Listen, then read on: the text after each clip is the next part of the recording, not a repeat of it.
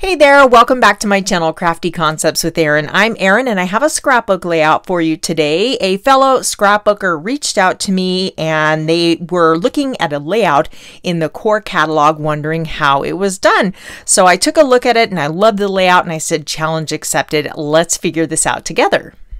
I feel like because the seasonal catalogs are so awesome, we kind of forget about the core catalogs, and there is a ton of good stuff in here and awesome inspiration. I mean, look at that layout. It's so cute. But the layout that they were looking at is from, or features, the 4-season winter collection. So it's this one here, and I don't know if you're anything like me, but when you start bringing in some fancy angles like that, it can hurt my brain a little bit. So I was looking at this, and we have, the corners are obvious. You just cut a square and, then cut it on the diagonal, but then you get into these other strips. So after a lot of studying this layout, I decided to take my, scissors to paper and figure it out. So we don't have measurements, but whenever you're looking at a layout, you can kind of break it down, find the center. This one here, we've got probably a half or a quarter-inch margin around the outside. And then this first triangle here does not quite reach across the middle. We know middle 6 inches, so that's just shy of that. And if you look, when you really look at it, the paper strips are not the same. This one is wider than this one. This triangle down here, it's super cute. I love the layout, but trying to recreate it, it was a challenge because it's not uniform. This triangle is smaller than this one. So anyway, we did figure it out. We're going to get to this result. Of course, I'm going to put my own finishing touches on it with embellishing, but as far as the paper strips, I'm going to walk you through that process and then we'll see where the layout goes from there. I'm actually going to share 2 different ways to arrive at the end result. The first one we're going to cut by hand, so you'll need a Versamat and an X-Acto knife. Did you know the Versamat is actually a self-healing mat? And having all of these grid lines and measurements is going to make this super easy. So I'm going to show you on a piece of white daisy, just so you can get the gist of the cuts. And then I also have a design space file that I've created to get the same result, and I will share that with you guys, so hang tight for that. But it doesn't work to use your paper trimmer because they're cut on a diagonal across and the paper trimmers aren't big enough for that. So that's why you have to cut it on by hand. And there may be a lot of different ways, and maybe I overcomplicated it, and someone who's really good with angles and mathematic formulas might be like, hey, why didn't you do this? And that's okay. Like I said, we're going to end up at the same result, and there's different ways to get there, and I'm going to share 2 of the ways in this video. So remember, the example layout actually had a 1/4-inch margin around the outside, and we do want spaces in between our diagonal strips. So I am going to begin with a piece that is 11 inches squared. So we're just going to line that up on our paper trimmer and remove 1 inch from each side. And that way we should end up with about a 1/4-inch margin when we are looking at our finished layout. And then just to make this easier, I am going to adhere this to my Versamat. If you have removable adhesive, this would be a good time to use that. I'm putting just a few ticks to hold my paper in place, and then we're going to line it up in the lower corner, line it up with 0, and make sure it's straight so that our cuts will come out straight. And then when we're done, you can just take one of these gum erasers and it takes the adhesive right off your Versamat. In fact, I have some right up there that's old, and it'll clean it up no problem. You're also going to need a ruler. This is a T-square ruler, and since we're cutting on an angle, that T is actually not going to help us because we don't have a flat surface. But the close to my heart one is magnetic, so you can take that off, and it's over 14 inches long, so that's really going to be perfect for, and you'll see it's still not quite long enough, but if you had a 12-inch ruler, it would make it even more challenging. So we need this to line up our angles. As I mentioned, the example layout, As I mentioned in the example layout, their strips of paper are not uniform, which is fine. I mean, it's artistic license when we're creating, right? That's part of their design and it looks fabulous. But to make it easy on myself, I kind of divided it up and broke it down to where my paper strips are even, and each one is going to be each of the center diagonal strips are going to be 3 inches. So what we're going to do is actually start with our corner piece, and we're going to line that up on the 6 up here at the top, and then the 6 down here on the left hand side. You do want to make sure your blade on your X-Acto knife is nice and sharp, and you don't have to be crazy heavy-handed. You don't want to just gouge through. Just a couple passes, you know, with moderate pressure, and that should cut right through. Now move 3 inches to the right, so you'll be at the 9 on the top and the 3 on the left. And then go ahead and repeat the process, cutting all the way along your T-square ruler so you get a nice straight edge. It actually kind of scared me to cut on my Versamat, but it's okay, I promise. So now this one's a little tricky because it doesn't reach all the way across, but far enough that you can visually line that up, or bring in the other half of your T-square and make sure it is flush with the top corner. So we'll go ahead and cut all the way across, and then you'll need to line it up and cut the little remaining bit up at the top there. It was kind of fun. As I was brainstorming how I wanted to approach this layout, I sent a picture to, I have a group chat with my friends on the creative design team, and it was so fun because everybody was chiming in. Andrea grabbed a pencil and some scratch paper and was sketching it out, and Janice suggested, you know, turning to Design Space and working it out in there. And I thought, you know what? Everybody needs a group of crafty friends that will drop everything and help you figure out a scrapbook layout, right? We all need that. For this cut, I've moved it to the 9 on the right and the 3 on the bottom. So we're just moved it over 3 inches, and we are making that cut along the ruler. And then we'll bump it down another 3. So we are lining it up at the 6 and the 6 on the bottom. This actually is a 45-degree angle, so that might be helpful for you to break this down. So now we have all of our bits and pieces. I thought, wow, this is going really well, smooth sailing, and then let me show you the problem I encountered. So I'm going to position this on my mat as if we had that, oops, I didn't quite get it all the way through, that 1/4 inch margin, right? So all the way around. So the corner piece works fantastic. And then what I did is I put 1 square in between, but then you can already see what's going on here. We don't have, oops, that goes here. It's not long enough to reach all the way across, right? Someone who's good with angles may have seen that coming long before they started their cuts. But that's okay, because due to the design of this layout, this is still going to work. So then you can see this one's too long, right? Because we want a 1/4 inch margin. And then our corner piece here, so that works. So basically what I had to do to make this work is cut across the center. Okay, so you're just gonna make a cut and cut these pieces in half, and then we can line them up exactly where they need to be. Does that make sense? And that way, I mean, when you look at the example layout, it's going to be completely covered in the center here, so no one will ever know that these pieces are broken in the center. Does that make sense? I'll go ahead and do them all just so you can see that visual of what that is going to look like, basically. And like I said, this one will have to kind of trim a little piece off to make that work. And then these two are just fine here in the center. That's probably why those strips of paper are uneven on the example layout, because you have to take a piece off to make sure. Now, I'd get my margins a little bit narrower so we wouldn't have to trim as much, but I'm going to put this together using my Cricut Design Space file. I just want to show you how to do it in case you don't have that option. Actually, that one does fit. Now that I've moved it in, it fits perfectly. Okay, so I'll have to trim just a piece off of that. So you can see when you come in with that center square, it's covering a little bit of each piece, so you'll never see those cuts behind there, and the end result will be the exact same. So if you are cutting this by hand, if you do not have access to Cricut Design Space, I would leave all of those strips the same, and I would just take a piece off of my triangle. That would be the easiest way to do that.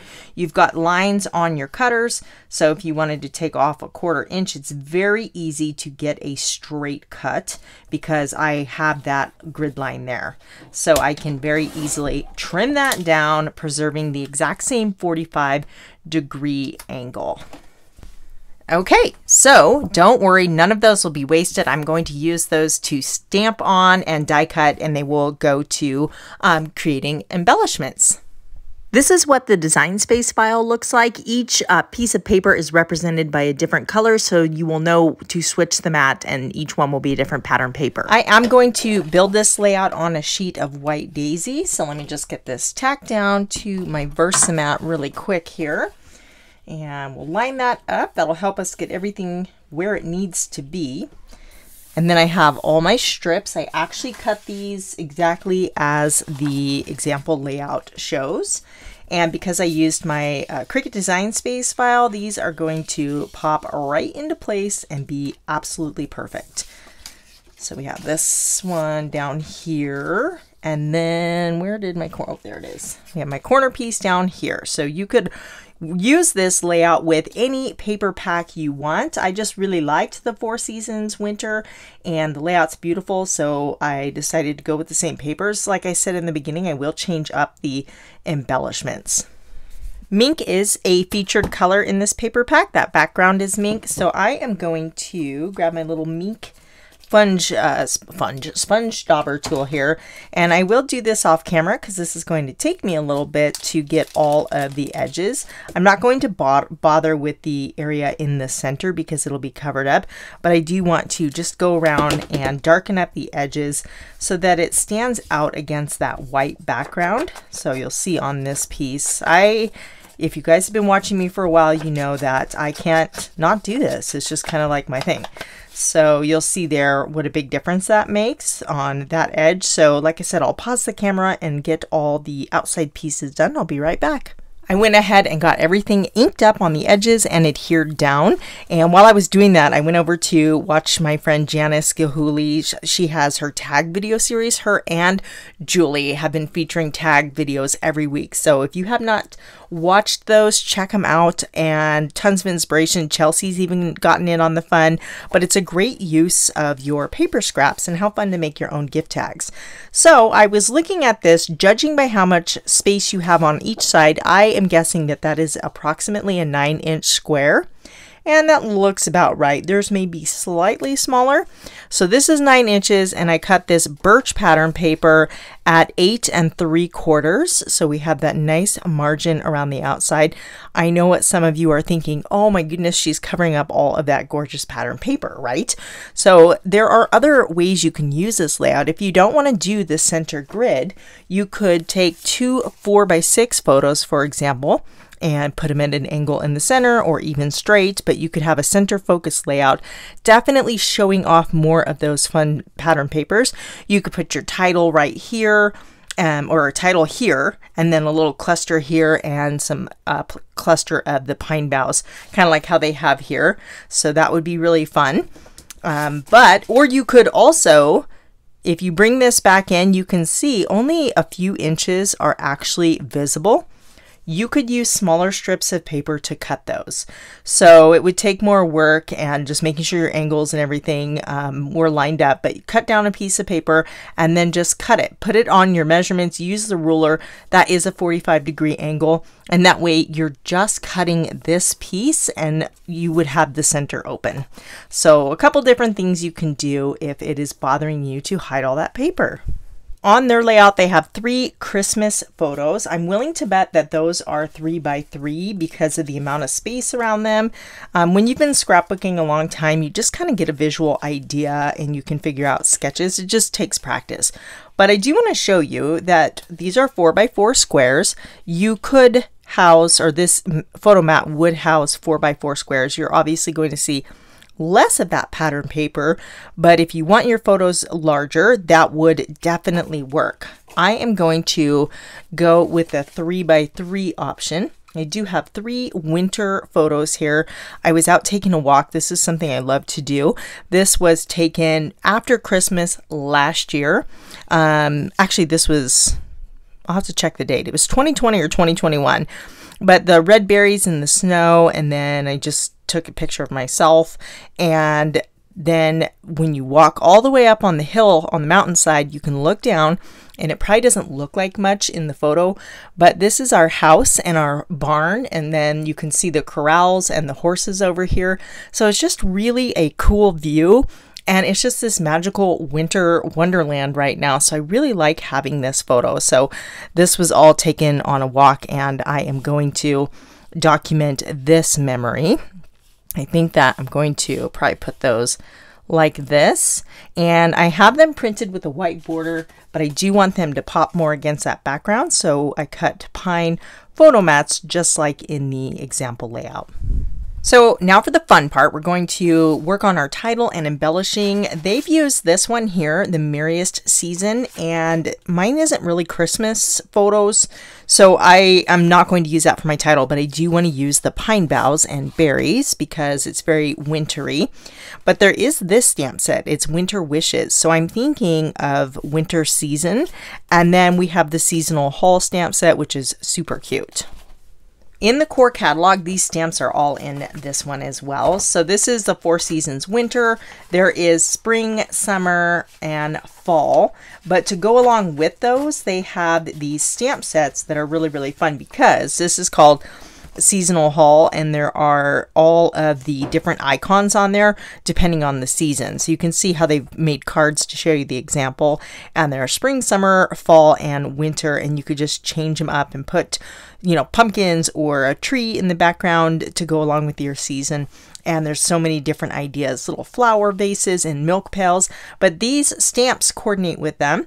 So there's the Winter Wishes, again, one for each season. And then the Merriest season, that is, actually, I think that is back this way here. Here they are. So there's one, again, for each of the 4 seasons. And I just, leaves and flowers, and these are all great stamps that you can use over and over and over again. Let me slide this out of the way to make room for stamping. I've selected Pine, Scarlet, and Toffee, all featured colors in this paper pack. And I'm going to start with stamping these little pine boughs. So I like to lay it down and then pick it up with your acrylic block. And that helps it retain its original shape. And then just make sure to use an appropriate sized block. So you want to use, for the tiny stamps, use a tiny block. I always look through my paper scrap drawer. I keep all the white cardstock in there, and I try to find the small pieces before cutting up a new one. It's perfect for stamping embellishments like this. And I want lots of pine boughs, so I don't know exactly how many I'll use. I'm just going to cut several, and if I don't use them, I can tuck them back in the envelope and they'll be ready for the next project. So make sure you leave room around your stamped image to accommodate the coordinating metal die. And there's a couple different pine boughs. I'm going to stamp a variety here. And then we will use the Scarlet to stamp the berries. And we'll just do a couple of those. And then Toffee for this little star-like image here. It's nice to customize them to match your project. Through the magic of film editing, I have all of my pieces die cut out. And then these are the stitched fancy brackets. You can find these in the core catalog, and they nest. Perfect for card sentiments, but we're going to use it for the title just like they have done. I cut the base piece from Toffee and then this one from White Daisy because, again, Toffee is a featured color in this paper pack. So let me scoot this over here. I also went ahead and stamped the truck so that it had a second to dry. Whenever you are stamping with the intent to color this, and with Spectrum Noir TriBlend their alcohol markers, you want to use Intense Black ink. This is a solvent-based permanent ink that's alcohol marker friendly. We will actually come back to coloring the truck in a little bit. I do want to work on my title. We are going to again use winter season, and I highly recommend we're going to do some masking. So you'll want to maybe use a stamp positioner if you have one. You can always do stamp surgery and cut the stamps, but if you can mask it off easily, I usually opt for that option. I'm going to secure that in the corner there. We'll pull off the word winter. I'm lining that up on the top portion here, and then we'll just close the door, pick it up, and I am going to use Scarlet ink to bring more red into that lower corner. So we'll just close the door, give it a good press, let that soak in, and that is looking pretty good. So we can clean this up, put it back, and switch out to the stamp that says season. So I am going to line this up right under the word winter. Let me slide that to the top, line this up, and then we can repeat the process. So I'm going to pick it up with the Misty Door, and then I can use a little Post-it removable tape or washi tape, or if you have a Post-it note, that would work as well, covering the bottom portion that I do not want inked up. And then we'll just remove that, stamp the word seasons, and perfect. We have our little title that says winter season. I love the look when you mix and match the fonts as well as the colors. I think it adds so much interest. So let's spread out our die cut images here, and then we can start building our embellishment clusters. Just like the inspiration layout, they have it over on the left-hand side of the title. And then I want to bring some of this, color and texture to the upper corner up on the top right here. So we're just going to nest a few of those underneath. I say this a lot, but when I am layering my embellishments, I like to put some behind the photo, and then I put some of the images on top of the photo. And that really helps capture that layered look that we all love so much. Let's put one going up the side here. I think that looks good. And then, like I said, I want to add some over the top. So we'll put the berries and this little star right over the top of the photo. In the inspiration layout, they have these little banner cut stickers layered on the layout kind of in this area, but I really want to move those farther to the left and have them kind of just hanging over the corner of the frame here. There's also this circular sticker that says joyful, and I thought that might be fun to incorporate. And maybe here, let's try it over here for a bolder pop of red.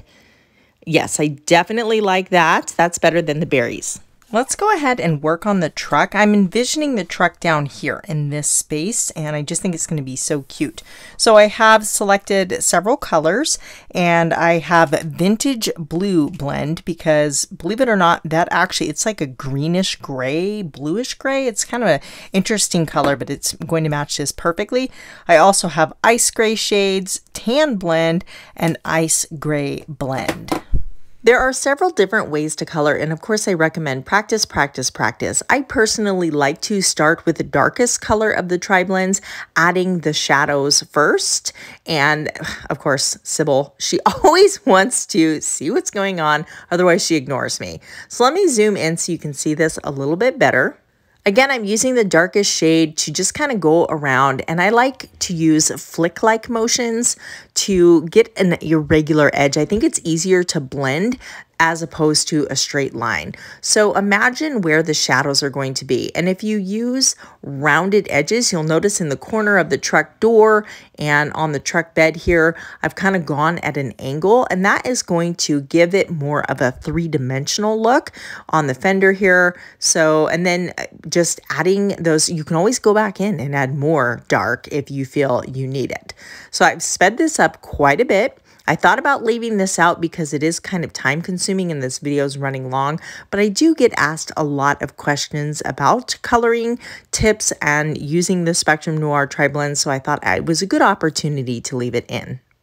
Now I am moving to the medium shade of the marker, and I'm going to use the exact same method with the little flick-like motions and basically extend the color going back over the dark and then extending it further into the center.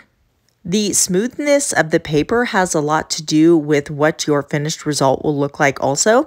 It is very difficult to blend on paper that has a rough finish. And for whatever reason, I feel like the lighting of the camera does not do the blending justice. It looks much more blended when you're looking at it in person. Now I have switched to the lightest shade, and we're going to go over the dark and the medium shades, blending it all together, and then just coloring in the white area. Now you'll notice on the fender there, I left just a tiny highlight of white where I left it just a swipe. Now you could come in with your white gel pen and add those highlights afterwards, but I thought why not just leave a little bit of the white peeking through, and I'll do it again right there. You can see it just adds a highlight or a shine, again, making that look very dimensional. I'm using circular motions to really blend this in, and you just keep going back over it until you have the desired effect. I recommend going to Pinterest or Instagram and looking at a photo if you are unsure of where to put the shadows. Like I said, just imagine where the sun, if the sun's coming from the front or from the top or from the side. But looking at a picture for a visual reference is very, very helpful. And I have to give a shout out to Amy from Amy's Art over on Instagram. I was looking at seasonal haul examples and she had rust on her truck. So I thought, hey, that's super cool. I definitely want to repeat that. So thanks, Amy, for inspiring me to add a little rust to this truck. It's super subtle, but I love the way this looks, and I think it's going to be really fun on the layout. I've stamped a couple accessories. I have the sign. It says Happy Day. You can stamp different expressions in that sign. And then I have the wood racks. I stamped them both in Scarlet on white and then Toffee because I wasn't sure if I wanted the wood rack look or to add more red. And I'm going to go with the red, I think. And the sign just kind of hangs off the truck, and you can add that or not add it. Let's try the Toffee wood racks just for fun. Definitely like the red. So I want these further down. I wish they were longer, but I still want to use them. So what we can do is layer a circle over the top. So I cut that in Toffee to match the title because I have Toffee as the back mat. I'm going to put those up just a little bit higher, and then we can layer some more pine boughs over this circle. You know, I don't know if I like the Toffee. Let's try Mink instead and see how that looks. The Toffee maybe it was just a little bit too warm. There is Toffee in this paper pack, but it just felt a little bit dominant and drawing too much attention. I definitely like the Mink better. We will add a little cluster on that circle up there, but I also have these word stickers. This one says take time to play. So it'll say winter season, take time to play. And this one says always remember. So I like that we're bringing in more of that red. And I do always want to remember how beautiful everything is after a fresh snow. I'm going to add a few berries and another one of those little star elements to this cluster up top there. And then here I will probably pop that up on foam tape. We've got one more pine bough, so why not? And then I went ahead and cut another berry element and one more of those stars, just to add a little bit more to fill in this embellishment cluster over here. Just looking at the sticker sheet to see if there's anything else I can bring in. They have this little file tab here, and I really like to use these for layering. That's kind of cute down there. I think I like that. There's a circle sticker with a heart. And then I was thinking of adding some snowflakes. So this is the Season Greetings acrylic shapes. And there's these tiny little snowflakes in here. So I thought those would be fun to add. And there's a variety. So you have a couple different sizes and a couple different looks. I think I'm going to go with those, maybe a couple up here. And then I'm going to use my white gel pen to actually write the date. And this was January 25th of 2021. And so writing with the white gel pen on the darker background works really well. Well, now you know how Close to My Heart created this layout, or at least how they potentially could have created this layout. Don't forget, you can grab that free Cricut Design Space file to make your own, and that is listed in the description box below along with everything I used to create this layout. If you would like to see how I use the Four Seasons Winter Collection for a summertime hiking adventure, go ahead and watch this video right here. Thank you so much for tuning in, and I'll catch you next time. Bye!